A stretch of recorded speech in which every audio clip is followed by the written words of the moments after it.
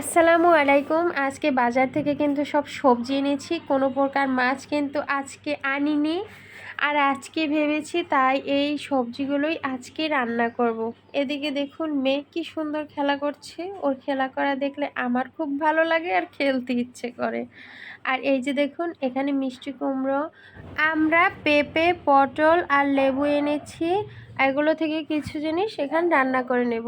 ইতিমধ্যে এসে গেছে দুধওয়ালা কাকা, আর তার কাছ থেকে কিন্তু আজকে 5 লিটার দুধ রেখেছি।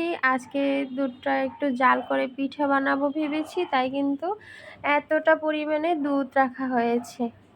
আর কিছুটা অংশ জাল দিয়েও খাওয়া হবে, কারণ মেয়ে অনেক দুধ খেতে পছন্দ করে। সব রান্না দেখালাম না, আমরা দিয়ে ডাল রান্না করেছি, করলা ভাজি করেছি, আর পটল আর আলু রান্না করেছি। সবাই মোটামুটি অসুস্থ, তাই কিন্তু এই টকটা রান্না করা। করলা রান্না করব আর পটল আর আলু রান্না করব। আজকে কিন্তু আগেই বলেছি মাছ নেই, আর রান্না করা হয়ে গেছে দেখুন। আমার ভিডিওর কোনো অংশ ভালো লাগলে লাইক, কমেন্ট, শেয়ার আর সাবস্ক্রাইব করে দিবেন। আজকের জন্য এই পর্যন্ত। আল্লাহ হাফেজ।